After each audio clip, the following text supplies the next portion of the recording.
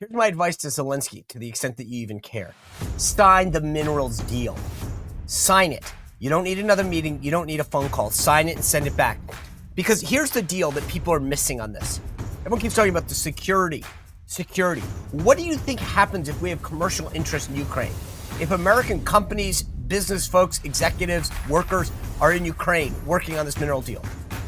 What do you think? That Putin's going to attack Ukraine then? Are you nuts? That is the security assurances, you morons.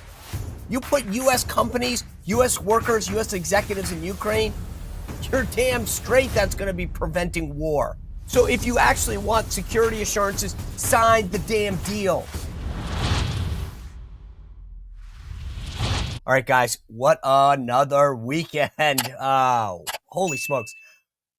Friday, I happened to be going to the White House, and I was like, I'm going to swing by that joint presser because I can. And I thought, hey, this will be really cool. I'm walking in. Now, remember how the day goes. It's supposed to start off with this meeting of the two presidents and their teams in the Oval Office, then a lunch, then a signing, then a joint press conference. So I think, you know what? I'm a little early. I'll walk in. I'll say hi to some folks and some friends and former colleagues. And someone says to me, man, this press conference is nuts. Like, what are you talking about? It's not till 2:00. Oh my. I mean, it was unreal. I've never seen anything like this thing. By the way, for all the Democrats who say it was an ambush and a setup, not true.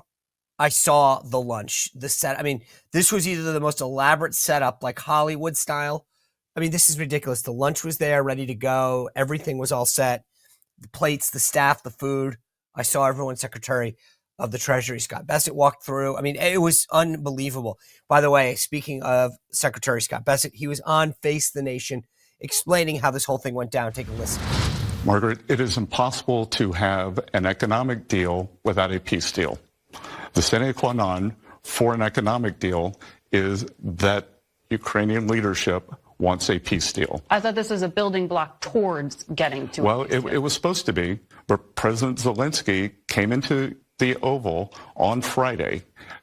There were three things that were going to be done. There was going to be a press conference. There was going to be a private lunch with 16 of us. And as you could see from Dan Scavino's the post on his X account, we were already set up to sign the deal.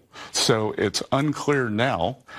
President Zelenskyy has thrown off the sequencing. And Margaret, let me tell you the most tragic part of this. The President Trump's idea for this economic arrangement was to further intertwine the American people and the Ukrainian people and show no daylight, to show the Russian leadership that there was no daylight. And President Zelenskyy came into the Oval Office and tried to relitigate in front of the world the deal. And the place to have done it would have been in the private lunch. All right. By the way, here's the funny thing about all this. It was Zelenskyy that wanted to come in the first place. Okay? The Ukraine envoy, General Keith Kellogg, had sort of said, don't come, just sign the deal and we'll take care of you. Zelenskyy was warned, he wanted to make a show of this. He was prepped on how to act. What do I mean by that? He met with multiple senators. He met with, according to reports, Susan Rice, the Biden folks, and Victoria Nuland. What did they tell him? Maybe the setup was them setting him up. Because no one will ask these Democratic senators like Chris Murphy. They say they met with him. They prepped him. What did you tell him to say? Because it didn't go off well. This didn't look like a guy who wanted a deal, did it? All he needed to do was show up, sign the deal, say thank you, and everything would have been great. You've got advisors. You talk to senators. He talked to Lindsey Graham. I was there on the driveway with Senator Lindsey Graham at the White House. They prepped him. And you know what? I'm going to touch on this because it got a lot of coverage. He was apparently told, dress appropriately. You're coming to the Oval Office. This is supposed to be a formal deal signing, so look like it. Now, some folks on the left are like, well, Elon Musk doesn't always wear a dress up. You know what? Elon Musk is not only the richest man in the world, but he's actually benefiting the United States. He's giving of his time and treasure to us to make the country better and stronger and more efficient. Zelenskyy is coming to take. So they're not on the same playing field. If Zelenskyy was coming to offer us $5 billion, I would say wear what you want. It's disrespectful, but you can wear what you want. I mean, it's to put them on the same plane is insane. I'm not trying to get into a whole thing about wardrobe and whatever, but this was a simple procedure. Show up if you insist, which again, he did. He was told not to. And don't walk in there with your body language and your arms crossed, looking all pissed off. You know what? We're there to give you a deal, to make your country safer, to end the war, the bloodshed, and the destruction. It's not the folks in Europe that are there, your neighbors. It's us. So be a little grateful, a little thankful, a little appreciative. This is how Marco Rubio explained it on This Week. Do you know what the United Nations resolution was? I'll tell you if you want to hear what it was. It basically said this has been a horrible war. It's time for it to end. The job of the UN is to bring about peace in the world. I thought that's what the UN was created to do, to stop wars and to prevent them. And that's what the resolution did. Was it antagonistic towards the Russians? No. Back to the point. But it also didn't praise the Russians. All it said is, this is a bad war. It needs to end. And by the way, at the Security Council, which has not been widely reported, the first resolution on Ukraine that has passed the Security Council in 3 years, passed this week because of the leadership of President Trump, and it's a resolution that says, bad war needs to end, let's bring the two sides together. That's what the resolution is. Again, what is the United Nations for? Isn't it not a forum to promote peace in the world? And shouldn't our president, shouldn't we all be happy that we have a president who's trying to stop wars and prevent them instead of start them? And I just don't get it. I really don't, other than the fact that it's Donald J. Trump. If this was a Democrat that was doing this, everyone would be saying, well, he's on his way to the Nobel Peace Prize. This is absurd. We are trying to end a war. You cannot end a war unless both sides come to the table, starting with the Russians.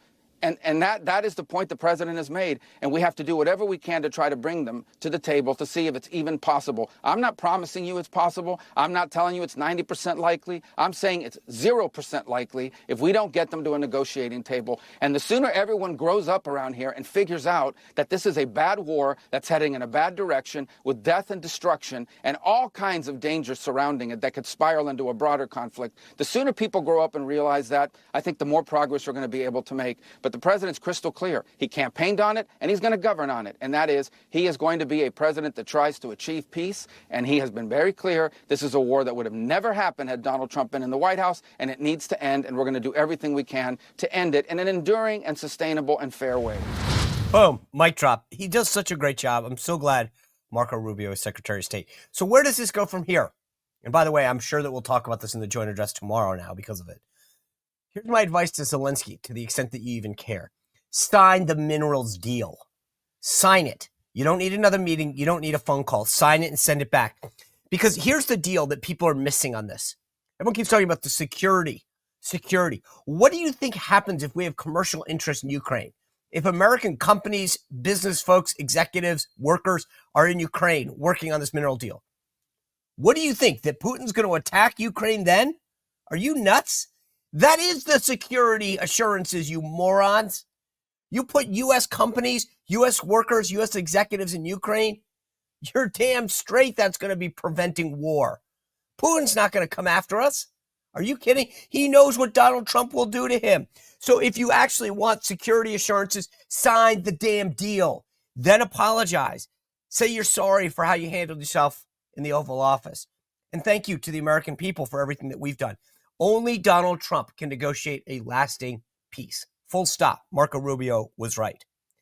Now, for what it's worth, the left and the media love to talk about what a great guy that Zelenskyy is. And just because you hit on what the reality is doesn't mean you're spewing pro-Russia points or siding with Putin.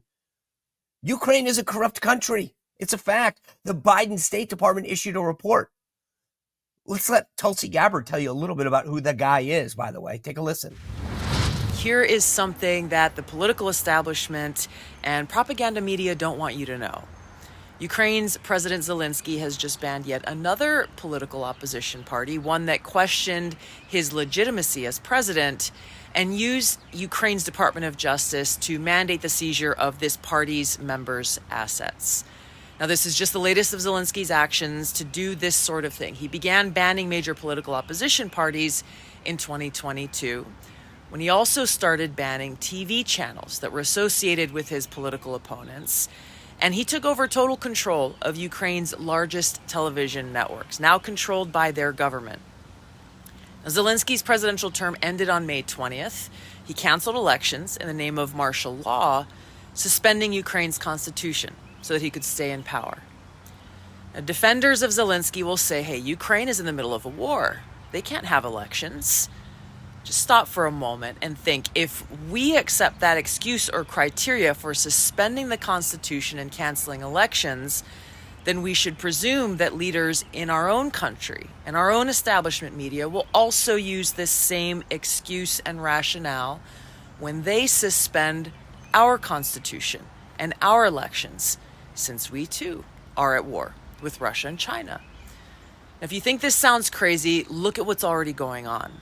They've already started conditioning us to accept a dictatorship by rationalizing their own use of our Department of Justice to target President Trump and other political enemies in their efforts to stay in power. Now, just keep in mind, like I said, two things can be true at once. Putin's a bad guy. He is. They were the aggressor. That's all true. But that doesn't make Zelensky a saint. And the media wants to pretend that any critique of Zelensky is somehow Russian propaganda. Like I said, the Biden State Department literally wrote an entire report about the corruption in Ukraine. Tulsi made some great point. All right, some other housekeeping items for you. Over the weekend, the president let it be known that he will be declaring English the official language of the United States. It's about time. Tomorrow is the joint address. That's because it's not the State of the Union. If you're a political dork like me, you'll know this. The first speech of the president's term is called a joint address because he's not technically giving a State of the Union because he's only been in office for a month. It's kind of different in Donald Trump's case because he probably did more in the last 5 weeks than Joe Biden did in 4 years. So he actually probably could give a State of the Union because he stopped illegal flow of border crossings. Cut down on fentanyl. He's bringing in more jobs. I mean, you get it. Rooted out DEI, et cetera, et cetera. So that brings me to the joint address tomorrow night live at 8:45. Join us here live. We'll be doing a live analysis and coverage of the State of the Union. Watch it with us, not the big networks. Give me the ratings and be part of something community, a little community here, right? I mean, to me, this will be fun. Tomorrow, also, Lindy Lee, the conservative grifter who raised money for Kamala, who I called out last week, is going to join us on the show. I'll give her a chance. And then my buddy in the morning meeting, Dan Turrentine, is going to tell me what he thinks from a Democratic perspective. I'll give you the Republican standpoint. And then obviously we'll talk a little bit about the joint address and Dems coverage of it. Here's a picture of me, by the way, on that first joint address that Donald Trump did, sitting there in the residence of the White House working on the final edits. It was really cool. Anyway, I'm about to bring in Secretary of Veterans Affairs, Doug Collins. Before I do that, I mean, I have come to value a good night's sleep more than anybody in the last year and a half. As you get older, as you begin a journey through wellness, like a good night's sleep is critical. I have started to turn to Beam Stream Powder. It's my go-to every single night. And the nights that I don't, I'm honest with you, it's unbelievably, I can tell. And if you go to shopbeam.com/Spicer and use code Spicer, you can save up to 40%. I always like to show you guys, I've got some new bags. These are the full ones now. This is the brownie batter. This is the peppermint one. I love the cinnamon one. All the flavors are amazing. And I'm so excited to share something that's made a real difference in my life. The Beams Dream Powder, whatever flavor you like. It's founded in America, run by people who share our values. They're hardworking. They're full of integrity and delivering results. It's backed by science. Healthy nighttime blend packed with ingredients shown to improve sleep. All natural. And you wake up refreshed and ready to take on the day. Beam is made with a powerful, great tasting, by the way, unbelievable tasting, blend of all natural ingredients. Reishi, magnesium, L-theanine, apigen, and melatonin all in one blend. It is a total game changer, and I'm not the only one. They've already improved the lives of 17.5 million nights of sleep, helping people across the country wake up and feel better. Here's the deal. Beam is giving all of you listeners the ultimate Patriot discount of 40% off. Try their best-selling Dream Powder and get up to 40% off for a limited time. Go to shopbeam.com/Spicer. Use code Spicer at the checkout. Shopbeam.com/Spicer. Spicer. Use code Spicer for 40% off. This is an American company. We are investing in yourself, and you will start to get a better night's sleep. All right. We're going to bring in a great guest, Doug Collins, in a second, but another great guy that I want to tell you about is my buddy Leo Grillo. He was on a road trip once and rescued a Doberman that he named Delta, which was an acronym that stood for Dedication and Everlasting Love to Animals, which he took to extreme after that. And he took rescuing one dog to building the largest no-kill sanctuary in the world. Dogs, cat, horses, you name it, malnutrition, abandoned, abused. Leo Grillo takes them all in at Delta Rescue. And if you go to deltarescue.org, you can actually see videos of what I'm talking about and how that one Doberman has now manifested into this mission where Leo Grillo is improving the lives of so many animals for life. It's not a shelter. It's not a way station. They're not looking to adopt them. Leo takes care of all of them. Go to deltarescue.org. Check out the great work that they're doing. Please consider a donation. I have personally contributed. There's no USAID money, no government grants. Leo depends on us. Go to deltarescue.org and also check out the estate planning kit and see if there's a tax benefit to some old 401k or stock that you may own. deltarescue.org. Without further ado, I want to bring in the Secretary of Veterans Affairs, former Congressman of Georgia, Mr. Doug Collins. Secretary Collins, good to see you. Welcome back to the show. It's good to be with you, Sean. Hope you've been well. I have. I just, I want to remind viewers you're laughing because I know you know this. The last time you were with us, you were former Congressman Doug Collins on a panel show. And it was funny because you were in West Palm for America First Policy Institute event. And I saw your video was on, you're going back on the 4th with the audio off. And I was telling my team, I said, it's just, there's something about in Palm Beach right after the election, something's going on. And I flew down that night and sure enough, Doug Collins, literally as the show goes on, it's announced Doug Collins nominated to be VA Secretary. It's pretty amazing. It all comes out just by being on Sean Spicer's show. You get into the cabinet. It's pretty amazing. It's pretty good. Yeah. All right. Well, let me just start with this. You put out this video. I want to play it for folks about the savings that you guys have already found in the Veterans Administration. Let me just play what you put out for viewers. Hey everybody, it's been fast paced and I keep coming to you with what we're doing, and today I've got a number. I got some big news for you. And look, this is why we talk about efficiency and getting the job done for veterans here at the VA. Right now, I've just been told we are just the first step of almost $2 billion, that's billion with a B, that we found in contracts that are cutting. Those are things that we're saving now that we can put back into healthcare, benefits, making sure that we're doing what the VA is supposed to do, and that is health and veterans benefits. Stands to reason. But hey, you got to see this. I've been given this report. It says we were taking millions of contracts in dollars in contracts to create things like PowerPoint slide and meeting minutes. Folks, if you don't know how to run PowerPoint slides, learn. It's a tutorial on your computer. Go learn for free. It's okay. Take your own notes. Wow, I'll send you one of my pencils if you need one, but we're not paying millions of dollars for consultants to do this for us. Also, I found out coaching and training. Millions of dollars in contracts for coaching and training. If you need coaching and training, that's what you have in a supervisor. And if your supervisor can't coach you and train you in their job, then I tell you what, let me know. I'll come help you. We'll be ready to go. And also this last one kills me. It was millions of dollars for executive support. I love you and I support you, but we can figure out how to do things on our own. We don't need outside people coming in to help us with executive support. Look, they're going to be more coming. This is going to have some details that are going to be coming out for you. And also, there's more contracts coming. So this is just the first of all, right at $2 billion. We got almost there. There's going to be more coming. But let me let you know, don't feed the line of what DC's wanting to tell you. We are putting money back to veterans' health, back to veterans' benefits. And don't let nameless sources, even senators and House members who want to scare you, and media who want to perpetuate the line, we're taking care of the veterans. I promise you that from day one. So how did this come about? Did you just walk in and say, guys, start showing me what we're spending money on? Did Doge come to you? Did other employees come to you and say, Mr. Secretary, you got to see what we're wasting our money on? Yeah.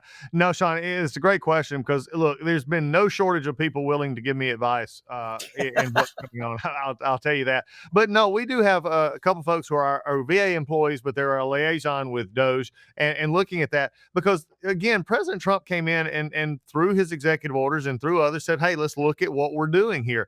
And so that's where this started. And today, and actually right now in coming out in the next little bit, is sort of a furtherance of what we talked about last week on that video, actually going into the process in which we've done it, because there's a lot of media out there that want to think that we just, all of a sudden said, okay, we're just going to chop these up. It doesn't matter where they come from. And there's nothing further from the truth. I mean, they've been looked at multiple times. Some we would look at and they were going to be cut. And then we looked at it and said, wait, well, let's hold on this one because it may have a veteran facing aspect, and we'll talk about maybe even de-scoping it or something later on and finding out how the best way to spend it.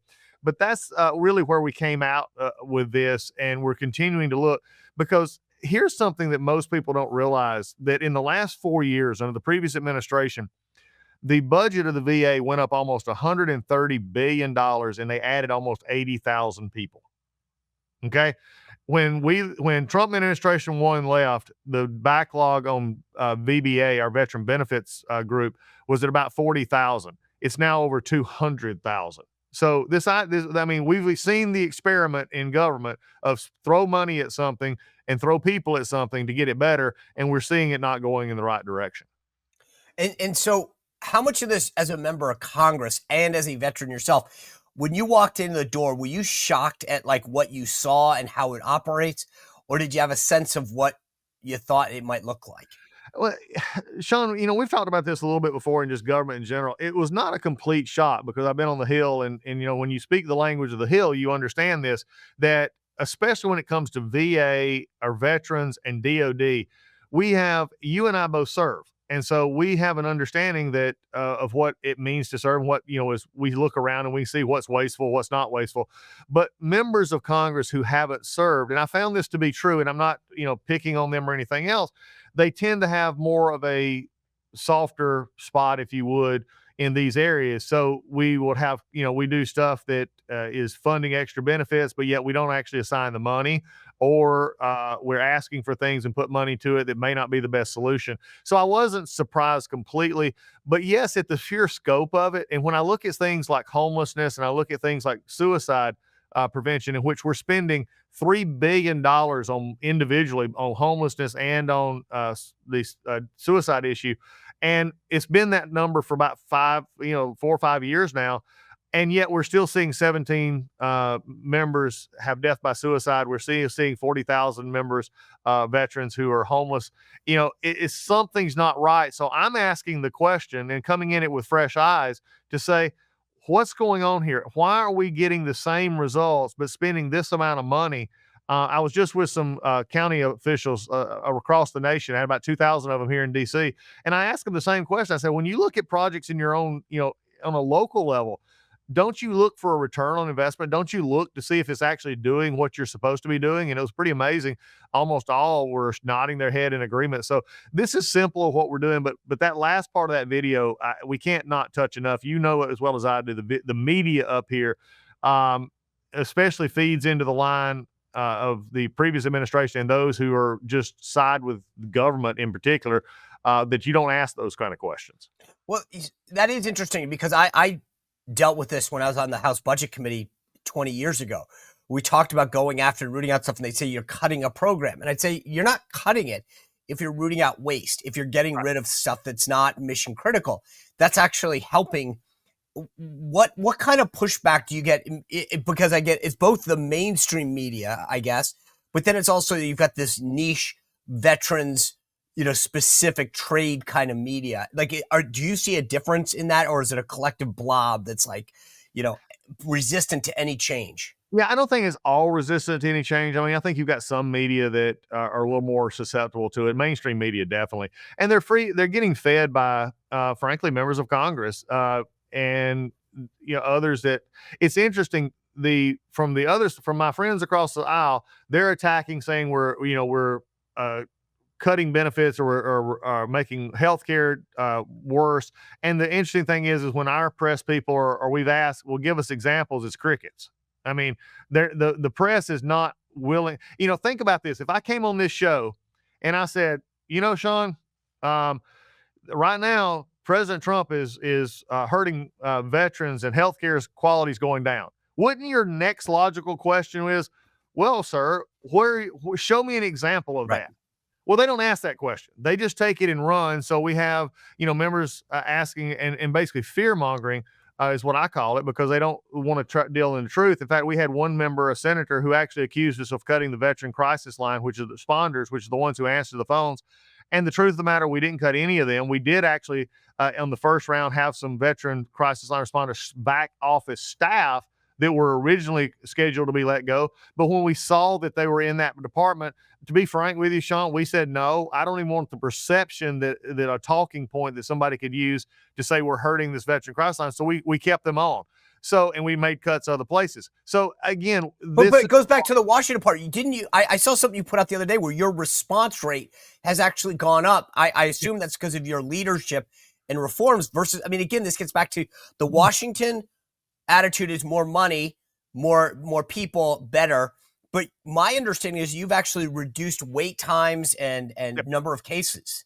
Yeah, we're seeing that. And we started seeing this over the last little bit in what we're looking at. VBA, which is the veteran benefit side, which a lot of people have in contact with, is they closed 1 million cases disability-wise before almost a week and a half earlier than they ever have. We're seeing new ideas, which I've talked about from the minute I walked in here. They're actually looking at reorganization to how they can do it better. They're now taking cases that can be handled fairly quickly, pulling them out of the stack, so to speak. They're, using computer AI and some other things to say, let's get these done. And then we move back in and move forward. So we're already seeing things like that. And one of the big issues is, we're continuing, and I've got some more information on this is look at how our health records and how our management systems are working. We've made great strides already. I got more coming on that real soon. But some of it was just simply me asking a question. And Sean, this is so basic, and I'm not, it's not a dispersion on anybody, but with me having the background that I have, I just come in and ask basic leadership questions. Why are you doing this way? And I also sort of joke that from my Baptist pastor days, I've heard we've always done it that way before for so long that I'm used to it. And we've banned that term at the VA. You can't come to me and say we've always done it that way.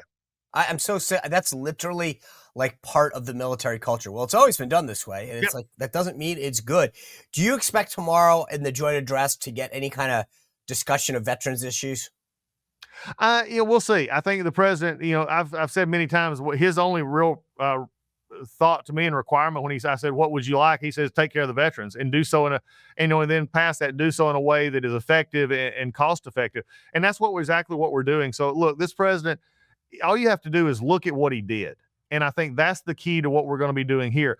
In his term, we passed Mission Act, and also Accountability Act, where we can get rid of folks who shouldn't be here who are hurting our veterans. And I made it very clear, you're hurting our veterans or you're hurting the mission of the VA, you're going to be dealt with and be dealt with fairly soon. And some are finding that out right now. But what he's saying is how do we make this an idea that the veteran is getting what they've earned, but doing so at the best part? And when you look at Mission Act, this is something, Sean, people need to understand. How many times have you heard, well, I'm slow getting a response or I can't get my appointment out in the community? Well, what we're actually finding, again, more to come. I'm only 4 weeks into this, barely 4 weeks come Wednesday. And I'm asking enough questions where we're finding out that there seemed to be more of a culture of trying to preserve the VA as it currently, is in buildings and mortar, brick and mortar, so to speak, than actually implementing the Mission Act, which was designed to help give community care. So if we're not doing our mission as law provides, then we're not helping our veterans. So we're coming back to that and saying, look, this is the law. It's not an option. And we're not in it for self-preservation. We're in it for the veteran. It seems like to me, among the peer groups that I have, there's like two groups of people. There's the folks on the left who are hell-bent on forcing veterans to go to VA clinics and centers where there's long wait lines. And there's a lot of folks in Afghanistan and Iraq veterans who want the choice to go see a private sector doctor.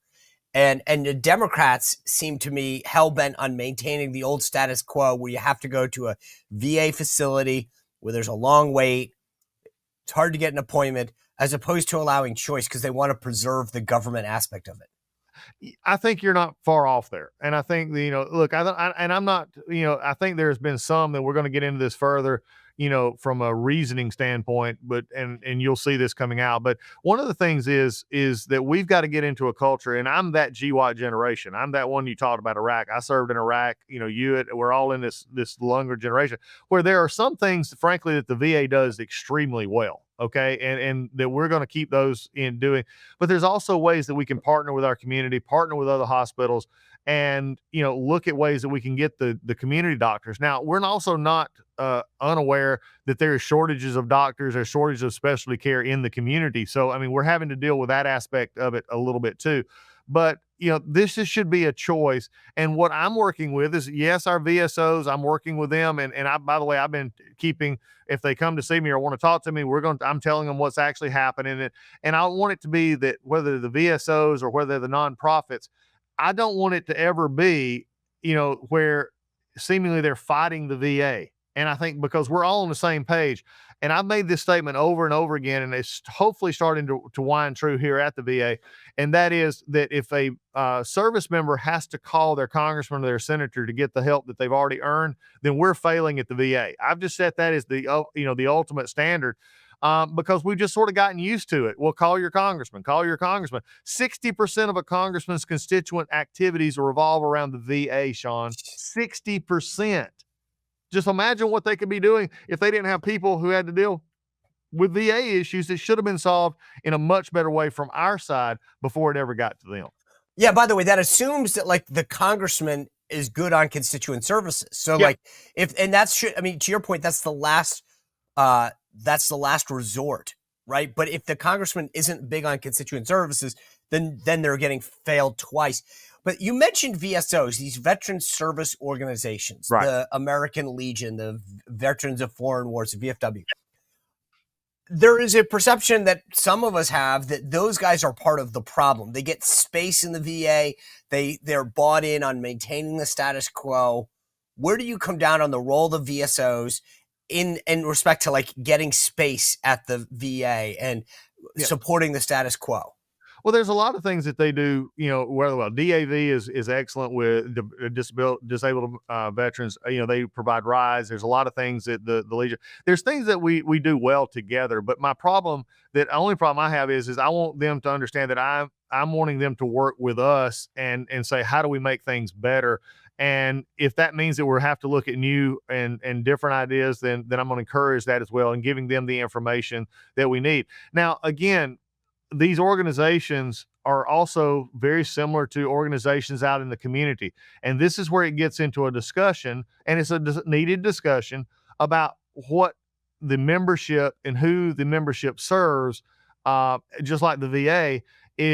Are we disconnected from the vast majority of veterans in those certain areas, or are we doing our best to reach out? And I think nonprofits, as you well know, have made a big influence to my generation, our generation, because they see, not the plethora of things to do. They see certain missions that they can attach themselves to.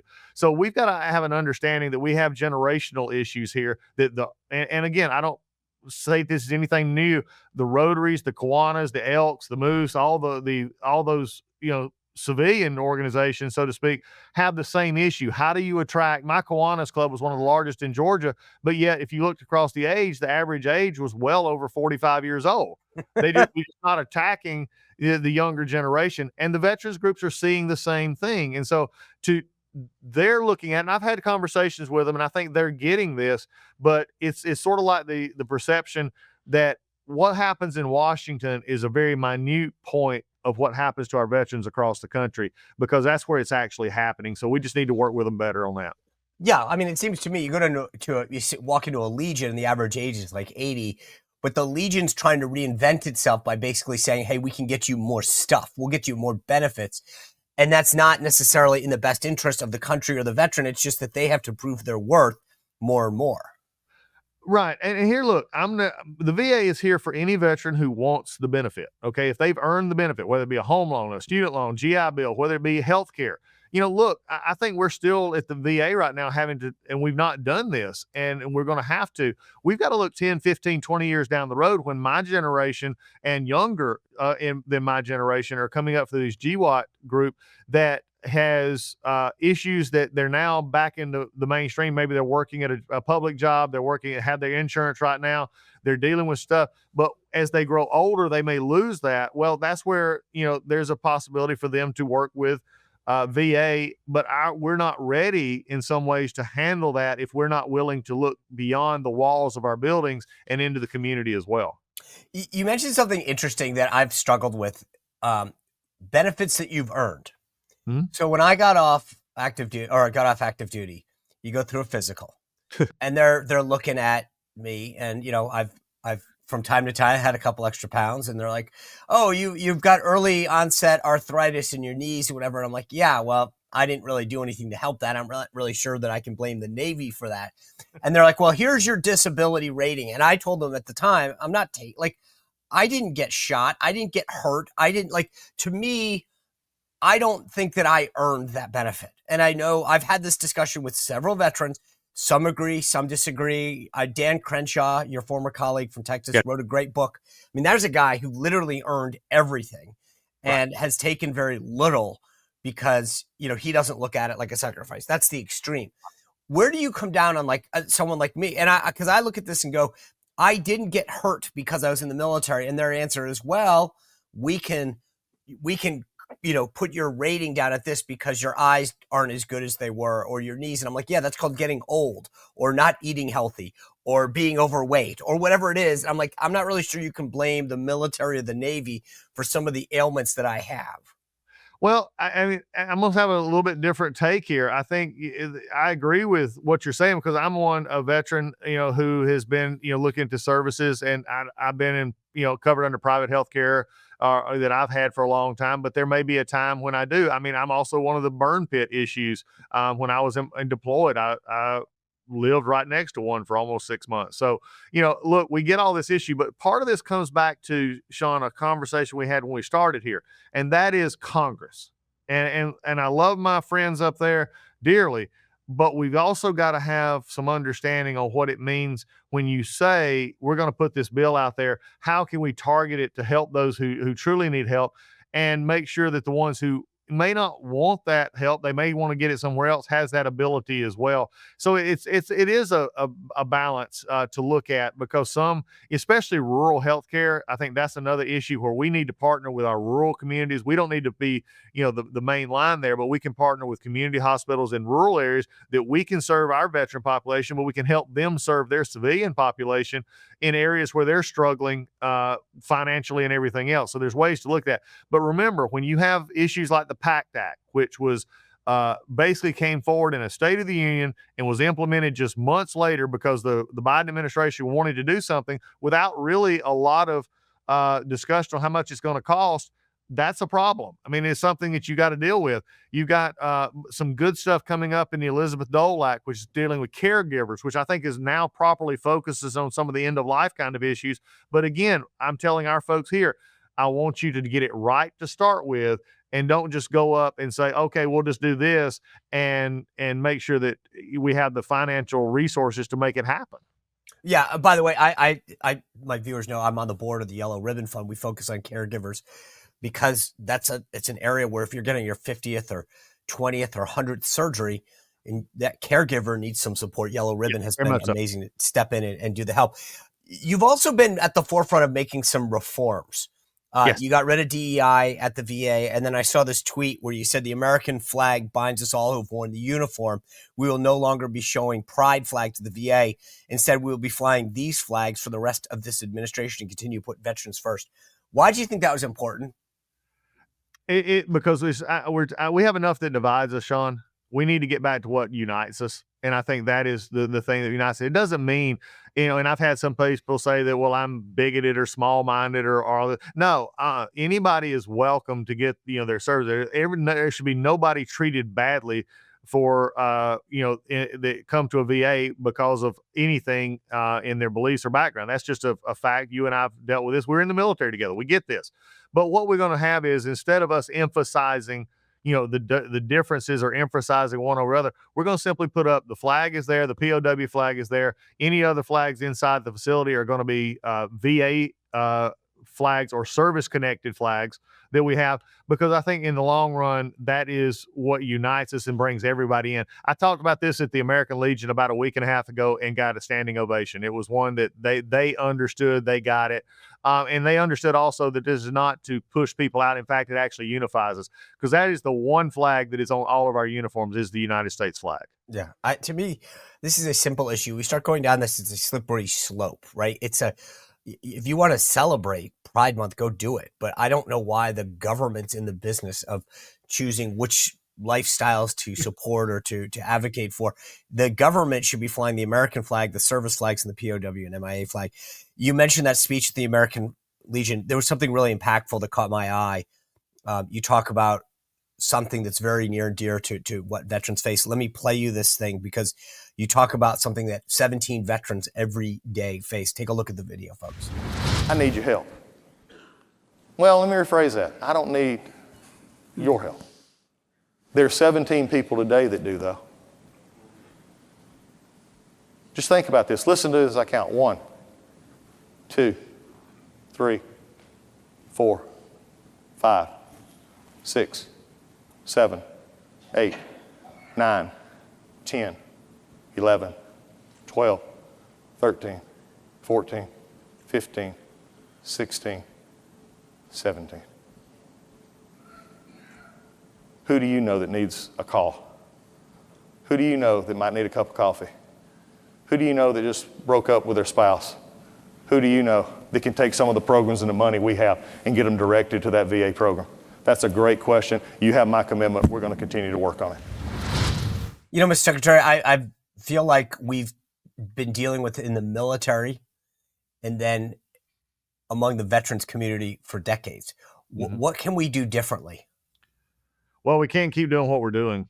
And that's my goal. I mean, some of what we do is working, but obviously, Sean, when you look at the statistics, we've averaged, and it's like the last 6 or 7 years, I saw a chart the other day, we've averaged between 6,300 and upwards almost 7,000 death by suicides of veterans each year, which averages out to about 17 a day.